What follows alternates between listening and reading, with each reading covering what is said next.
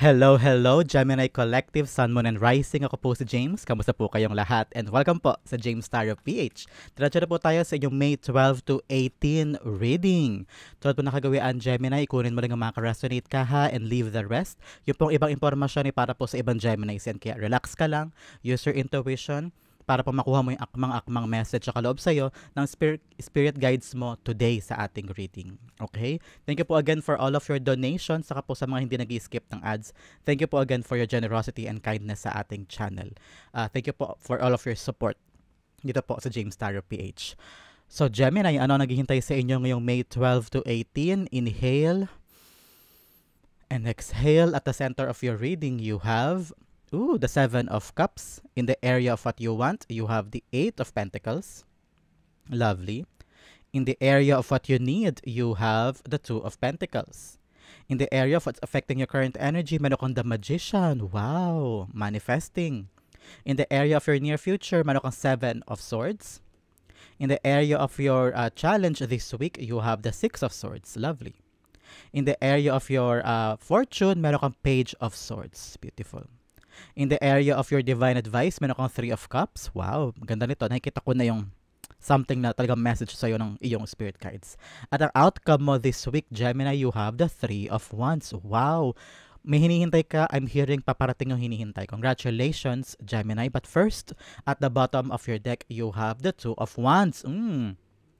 Magkasunod sila. Sinasabi sa'yo ng spirit guides mo, Gemini, na this time around, magkaroon ka doon na matibay na plano. And I'm seeing someone's telling me na kailangan daw pulido ang plano at saka malinaw daw yung vision mo of that plan. Hindi daw pwedeng parang ikaw mismo hindi ka rin kumbinsido o baka duda ka sa gagawin mo.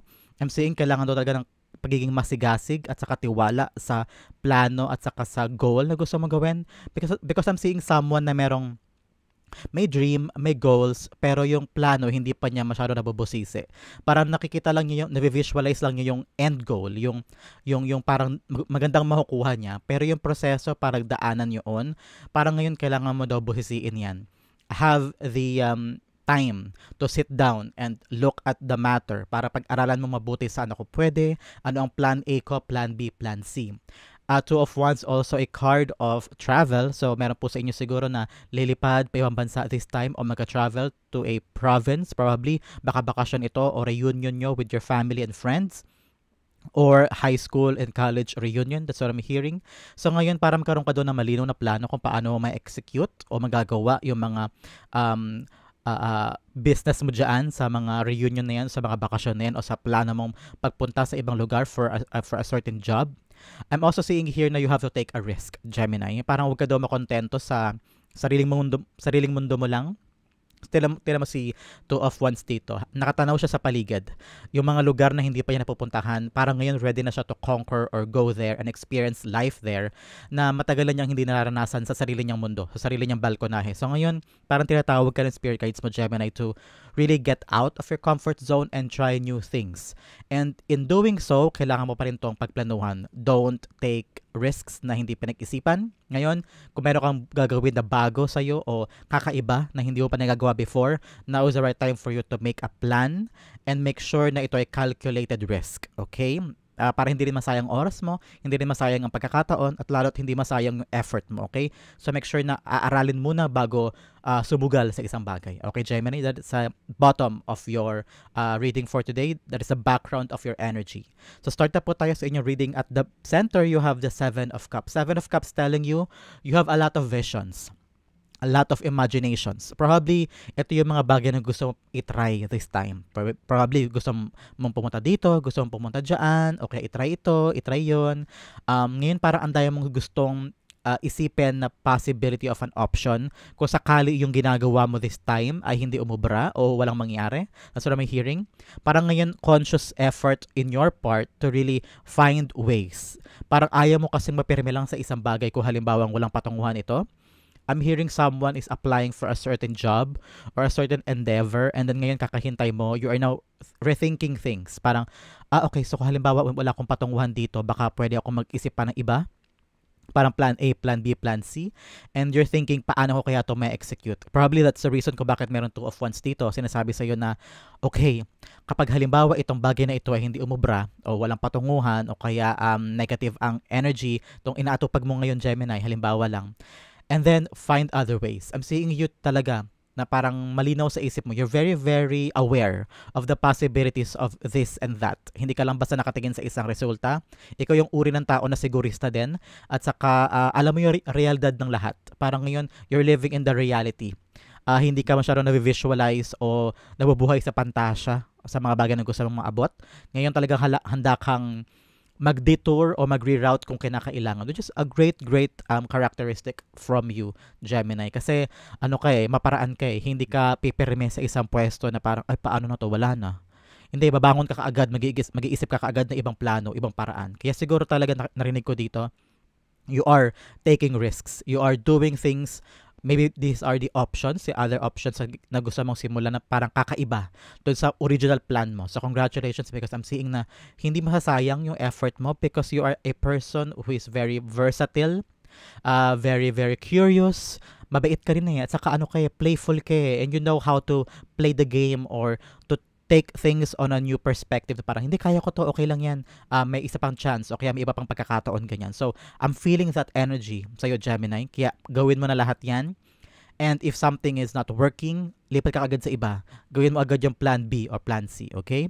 The Seven of Cups being clarified by the Hangman. Yes, tama yung sinabi ko kanina na ngayon, tinitignan mo yung ibang bagay on a different perspective na parang pag ito hindi mo masasabi mo sa sarili mo na okay lang, baka hindi yan para sa akin, baka hindi ako para dyan, baka kamaril ako ng karkula, I'm trying to do other things naman. So ngayon, nando ka sa energy of yes, may stagnancy, meron mga bagay na parang feeling mo hindi umaandar o kaya feeling mo bakit walang nangyayari, binibigay ko naman lahat ng effort and time ko and pagod ko lahat.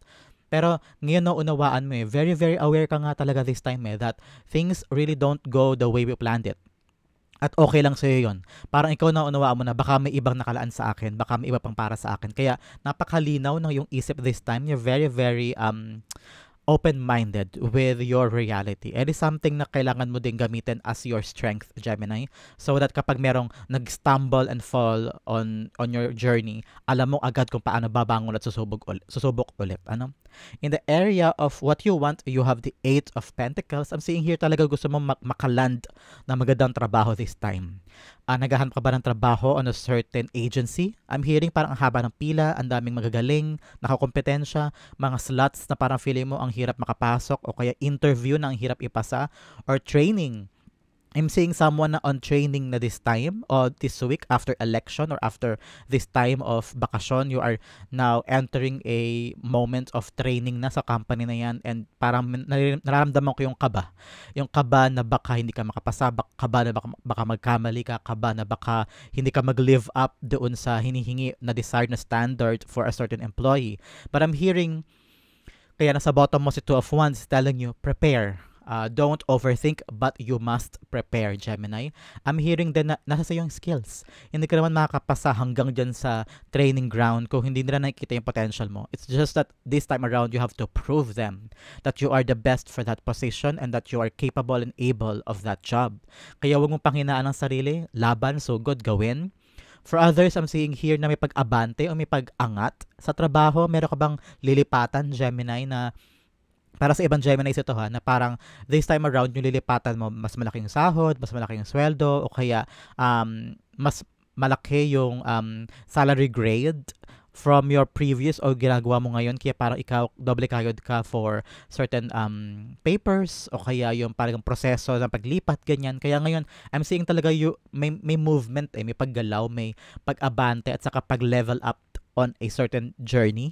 Ngayon parang nire-require ka, Gemini, yung spirit guides mo to be bold, to be to take risks and do something na bago kaysa sa ginagawa mo before, because I'm hearing talagang may kailangan kang patunayan to someone. May kailangan kang gawin to gain that respect, to gain that ticket para makapasok ka doon, ganyan. So ngayon, nakikita ko yung pagod sa pag-aalala in your part and also yung talagang stress galore para mapulido ang mga bagay-bagay. But I'm hearing talaga Basta maganda ang pagkakaplano mo, nabusisi mo, you will never go wrong because nasa iyo yung skills eh. Qualified ka, so I'm hearing eh.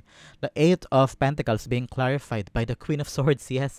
Now, dapat clear ang vision mo. I'm hearing dapat daw panindigan mo ito at saka talaga itutok mo lahat because Queen of Swords is like very action-oriented na energy na lahat ng isip, puso, damdamin, desisyon, panindigan na ilalaan niya doon. So ngayon, kung ano man po itong pinagtatrabahuhan mo na bagay, endeavor, negosyo o opportunity, make sure that you put all of your effort and mind on it. Huwag ka nalilingon sa likod, huwag ka nalilingon sa dati. Parang ito yung sinasabi ng spirit guides mo na wala nang atrasan to. And panindigan mo ito. I'm hearing kung meron kang gustong sabihin mo, speak up, huwag ka daw mahihiya. Walang puwang pagiging mahiyain this time, Gemini, especially sa pag-abot mo ng pangarap mo. If you really want to gain something, you have to fight for it. That's what I'm hearing. And cut connections on those people na alam mo yun, hindi believe sa'yo o nega ang dating sa'yo. Pag alam mo ng nega ang dating at hindi naniniwala sa goals mo o parang feeling mo laging i-spoil yung gusto mong gawin, make sure that you have the ability and the courage to cut your connections with them. Kasi parang sila yung sumasagabal sa'yo moving forward. So ngayon, sundin mo ang talagang tawag ang damdamin mo na ito yung trabahong gusto ko, ito yung kailangan ko mapasa, ito yung kailangan kong patunayan and fight for it. Okay? In the area of what you need, you have the Two of Pentacles. Two of Pentacles, paalala sa yung spirit guides mo, balance, Gemini. Alam ko marami kang plano, marami kang gustong gawin, marami kang gustong patunayan, marami kang pagko-focus. You're very busy at this time, Gemini. With a lot of work, with a lot of things na parang gusto mo mag-level up and to change your life for the better. Pero paalala ng spirit guides, what you need is balance in your life. Work hard, play hard. Make sure na ang trabaho, pero pag nakauwi ka, have some time for yourself and time for your family. I'm hearing meron sa inyo very specific na parang walang time for anak. Parang marirealize mo na madaling araw ka na umaalis ng bahay, uuwi ka ng gabing-gabi, tulog na yung anak mo. On both times na umaalis ka at dumarating ka. So parang ngayon, naririnig ko sa spirit guides, you have to really make time with your family, especially kung bagets pa yung mga anak mo na kailangan pa ng presence mo, ganyan. I know it's hard, lalo na kung ikaw ay single mother o single father na kailangan talagang kumayod at walang time to really give support o kaya quality time with the kids kasi nga busy sa trabaho, kailangan yung pera at saka responsibilidad. Pero ito yung paalala ng spirit guides mo sa iyo magkaroon ka daw ng time for yourself, for your family, for your well-being. Have some rest if you need to kasi talagang busy ka this time, and make sure that your body is well rested, recharge. Sinasabi ko nga sa mga past readings ko with other signs na ang katawan mo ang iyong puhunan, ang katawan mo ang iyong kapital sa iyong pang-araw-araw na trabaho. Kapag bumigay ang katawan mo, wala ka na makakapitan. Especially kung ikaw ang breadwinner, ikaw ang main provider ng family mo. So make sure na balanse lahat sa buhay mo ha. Trabaho, kasi mahalaga siya, and sarili mo at pamilya mo at buhay mo at pahinga mo because mahalaga din siya, okay? The Two of Pentacles being clarified by the Queen of Pentacles. Yes, this time around, parang I'm hearing, don't struggle too much. Parang wag mo daw puwersahin too much yung mga bagay-bagay, Gemini, because I'm hearing abundance is coming. Abundance is parang birthright mo. That's what I'm hearing, na parang ito ay para sa'yo. Hindi to mawawaglit sa'yo. Darating to at darating. Talagang kung laan to ng Diyos, laan ng Diyos. Parang ngayon, don't force things. Relax. Enjoy your life. I know maraming gumugulo sa isip mo, maraming mga dapat gawin, dapat unahin, baguhin siguro, or asikasuhin.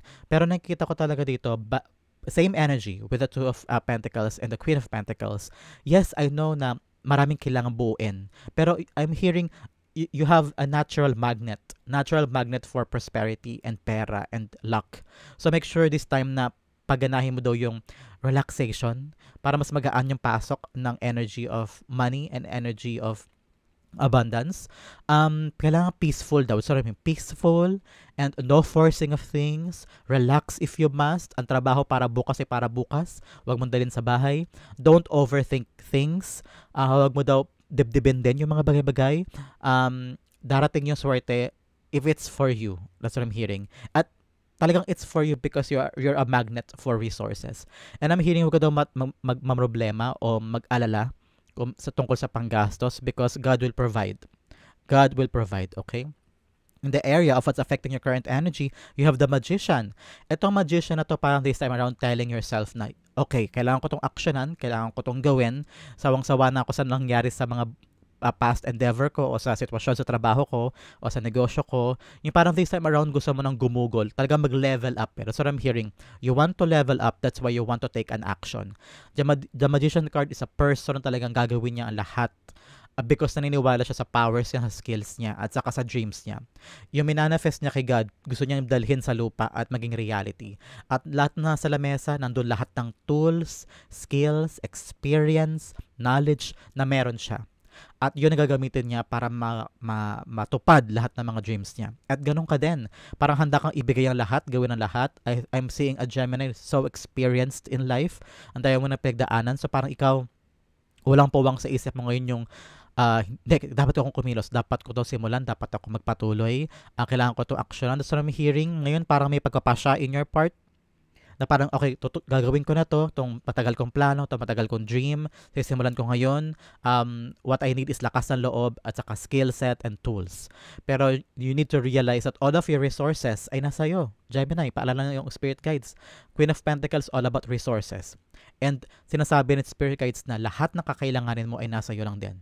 Kaya mo tong gawa ng paraan, kaya mo tong diskartehan para matuloy lang tong bagay na gusto mong gawin into your reality. Okay? Kung ngayon iniisip mo, ay wala akong ganito, wala akong ganyan, wala akong pang ganito, pang ganyan. Sabi ni God at ang spirit guides mo, you have the resources that you need. Kaya mo tong diskartehan at makukuha mo yung mga tools or products or resources na kinakailangan mo sa pagbuo ng dreams mo. Okay? Kailangan maging maparaan at madiskarte ka this time. The Magician cards being clarified by the Three of Wands. Dalawang beses tumabas ang Three of Wands. 3-3 is protection. You are loved and protected by your spirit guides or our ancestors. Pero kasi siguro na mayapang loved ones na ginagabayan ka at pinoprotektahan ka. So, feel loved and be at peace na ikaw ay suportado at ginagabayan at mahal-mahal ng ancestors mo na kaakibat mo this time sa buhay. I'm hearing talaga ito with the Three of Wands here sa confirmation ni the Magician. Kailangan daw talaga action from your part, Gemini. Action in a sense na tama na ang paghihintay, tama na ang pag-isip o pagplano. You've planned everything already. Ngayon, actionan at saka gawin na. Okay? Especially in the near future, tuloy-tuloy yung action from you. Ano nakikita ko dito? Because Seven of Swords like you trying to take things on your own. Parang ikaw mismo ang kikilos, ikaw mismo ang magiging head, ikaw mismo ang mangunguna o maghahanap ng solusyon at magli-lead sa mga bagay o trabaho mo na yan na ginagawa. I'm hearing Seven of Swords is like you creating a tactic, strategy. Ang ngayon parang magiging someone who is a great planner, a great thinker, a great doer.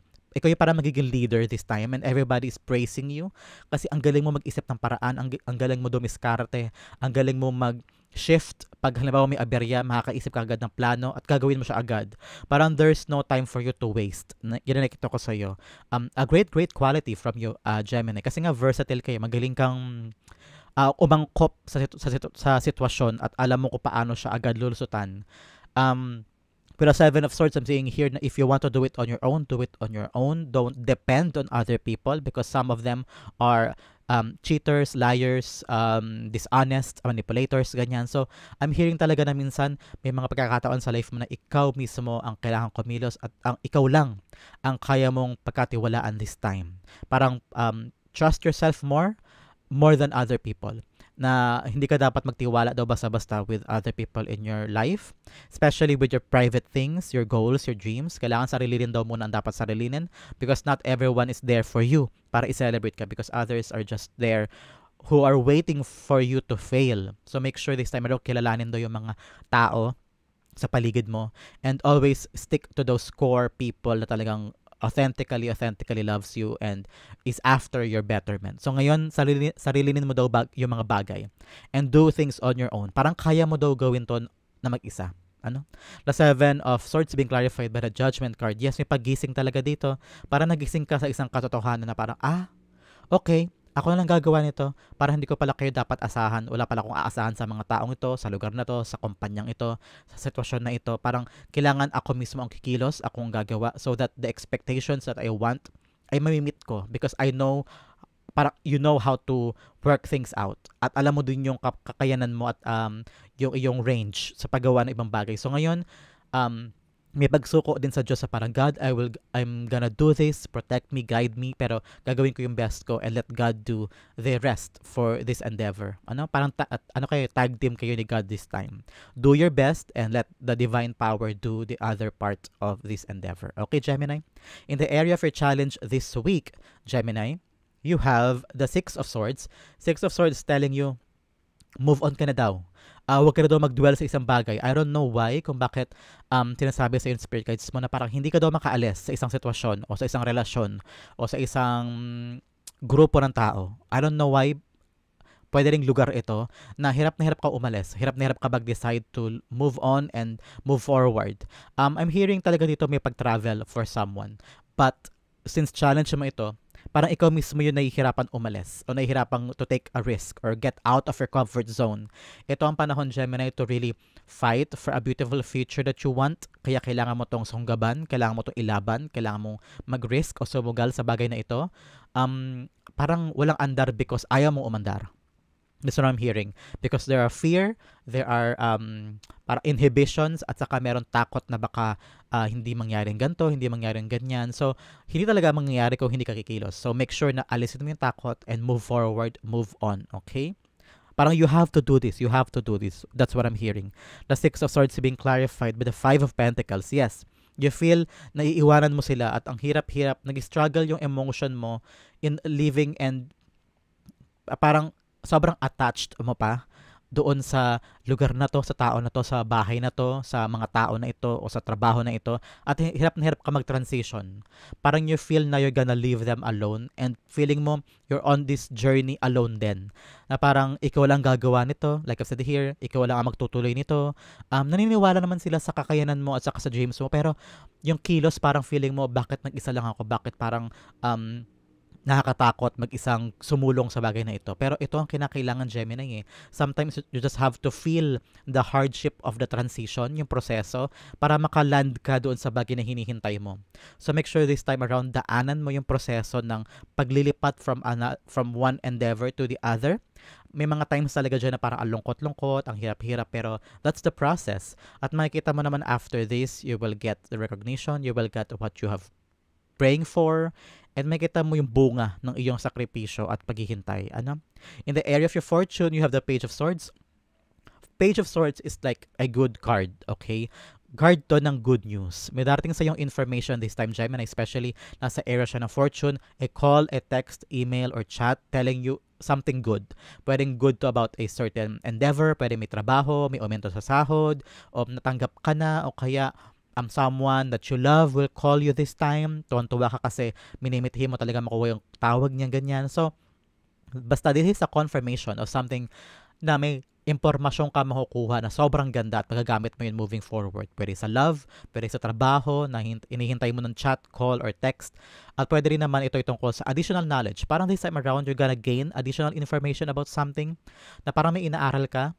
At ngayon, parang yung inaaral na yun, enough na yun na skills or mapapasa mo ang isang bagay at yun yung magagamit mo bilang credentials moving forward. Okay? The Page of Swords being clarified by the Queen of Cups. Yes, tranquility, peace, love, harmony. I'm seeing you very, very happy with this. Parang ito yung katuparan ng dinasal mo. Parang, yes, God, please, thank you. Dumating na yung tawag, dumating na yung text, email, chat, natanggap ka na. O kaya, go na, may go signal from something. So, congratulations. This is a card of movement.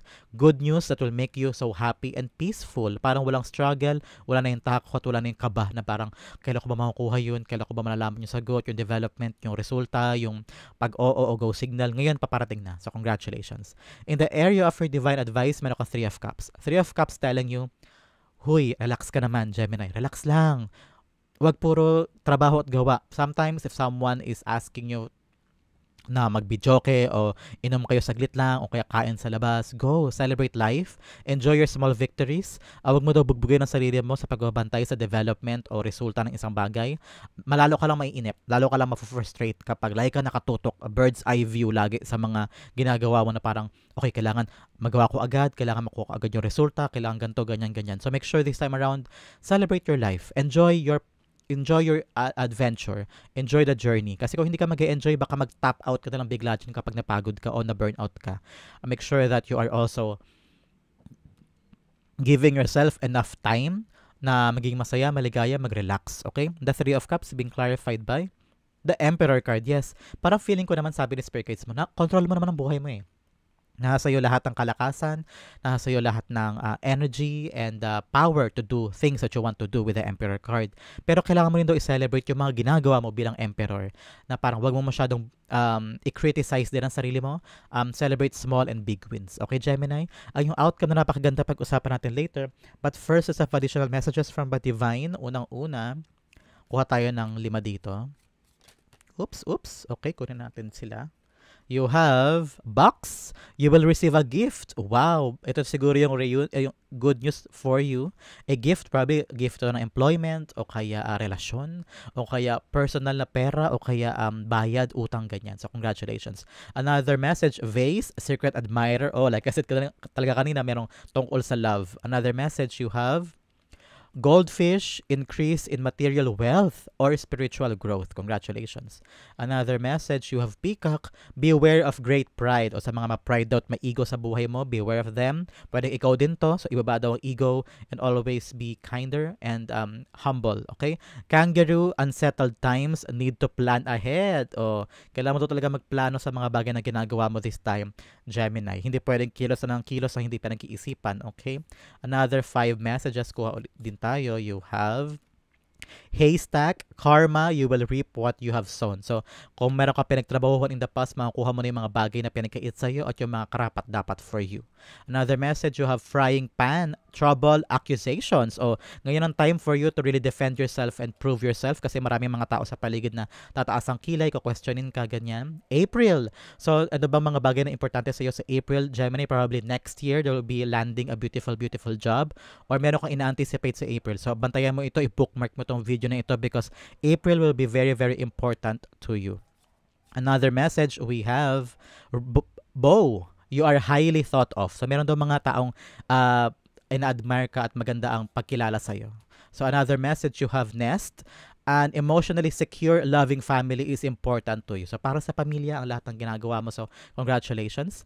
Ito ang area na kailangan pag-focusan this week, Gemini. You have change. I understand that nothing can grow or evolve without a movement. Taking risk and doing something new will give you the change in your life that will create the growth that you need, okay? Yan ang kailangan mo paalalahanan this week, Gemini. Especially in your outcome, you have the 3 of Wands. 3 of Wands is a card of action. Parang this time around, like I said, dapat magbago ng isip mo. Dapat hindi puro plano, gawa, diretso. Because something is gonna come to you this week, at the end of the week. Pwedeng trabaho talaga to, or sideline, or someone will give you an opportunity, a brand new start. So, kailangan ikaw sunggaban mo, gawin mo, sugurin mo. Because I'm feeling na kung ano yung darating para sa'yo yan. Kaloob yan sa'yo ni God. Kaya wag mong sayangin. Okay, Gemini? The 3 of Wands being clarified by the 6 of Wands, yes. Kung ano itong darating na to, it will give you a great success. People are gonna notice you. People are gonna applaud you or parang kikilalanin nila yung effort mo sa mga panaghihintayan mo this time. I'm hearing na talaga ito'y para sa'yo at ito'y swak na trabaho, endeavor, opportunity for you. And you will enjoy this thing. Parang mag-enjoy ka sa industry na to, sa bagay na ito. And you will get parang a good recognition of all of your effort, of all of the things that you have done in the past.